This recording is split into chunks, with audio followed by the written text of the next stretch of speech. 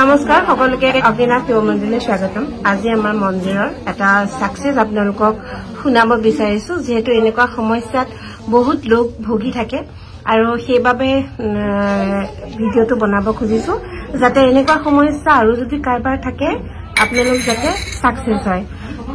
এই বাইদেউ ক'ব সাকসেসটো আপুনি কওক। হয়, মোৰ নাতি মানে সৰু ছোৱালীজনী জোনালী ফুকন, দেউতাক ৰক্তপল চেতিয়া আৰু ছোৱালী এটি প্ৰথম তাই 4 বছৰ মাত ফুটা নাছিলে, মানে মোবাইল চাইছে মানে মাত ফুটা নাছিলে আৰু বহুত ট্ৰিটমেণ্টো কৰিছিলো আৰু বহুত মঠ মন্দিৰ ঘূৰা হৈছিলে।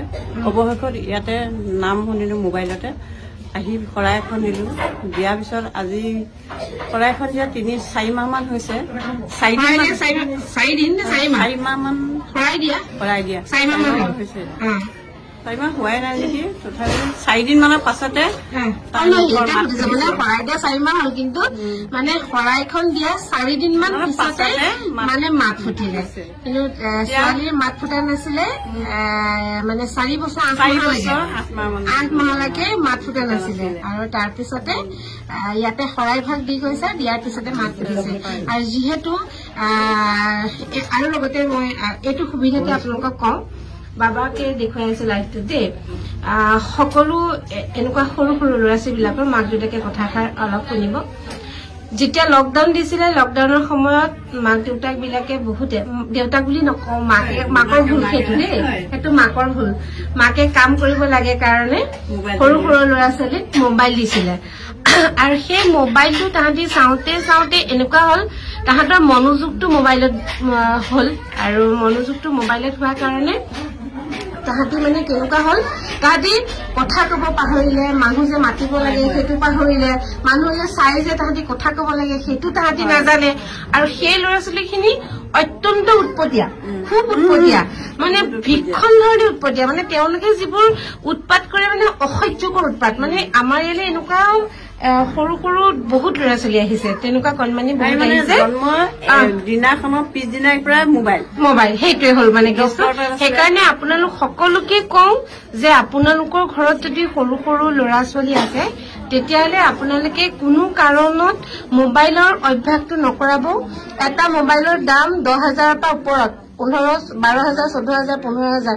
যদি আপোনালোকে আপোনাৰ সন্তানত 10-15,000 টকীয়া মোবাইলটো যদি খেলিবলৈ দিব পাৰিছে, তাতকে আপোনালোকে যেনে তেনে যোগাৰ কৰি টকা 1,000 লগ লাগিলে দামী আপোনালোকে কিবা খেলনা এটা দিয়ক, দামী কিবা এটা খেলনা দিয়ক, সেই খেলনাটোত যাতে তাহাঁতি ব্যস্ত হব পাৰে।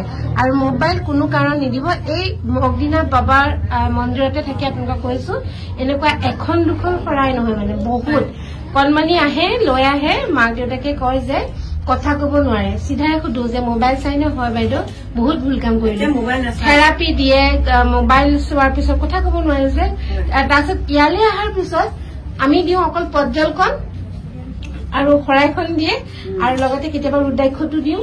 ইয়াতে সেইখিনি কৰাৰ পিছতেই তাৰমানে ভাল হৈ যায়। ৰুদ্ৰাক্ষ নাই, মানে ইয়াতে আহি মূৰ দুৱালেও হৈ যায়।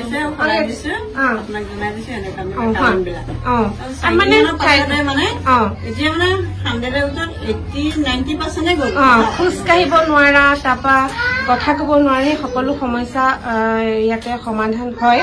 আৰু সেইকাৰণে সকলো ভক্তকে কৈছো, যিসকলৰ ঘৰত সৰু ল'ৰা ছোৱালী আছে, বংশ পৰিয়াল চিনাকি, সকলোকে কব যে মোবাইল কোনো কাৰণত সৰু সৰু ল'ৰা ছোৱালীৰ হাতত তুলি নিদিব। তাৰ কাৰণে ভয়ংকৰ বিপদটো আহে মাক দেউতাকৰ। আৰু সেইখিনিকে মোৰ কবলগীয়া কথা, আজি বহুত দিনৰ পৰা কম বুলি ভাবি আছিলো। আৰু বহুত ভুগিলো, শেষত ইয়াতে আমি ফল পাইছো। আৰু সমস্যাখিনি কি মই কৈ দিছো, 1 নম্বৰ হৈছে খুব উৎপতীয়া হয়, কাৰো কথা নুশুনে, যিটো বস্তু লাগে বোলে মাত্ৰ দিবই লাগিব, হাত ভৰি আচাৰি গোটেই একদম মানে অৱস্থা নোহোৱা কৰি দিয়ে। আৰু খুব বেছি মোবাইল চাই, মোবাইলটো নাচালে মানে নোৱাৰে।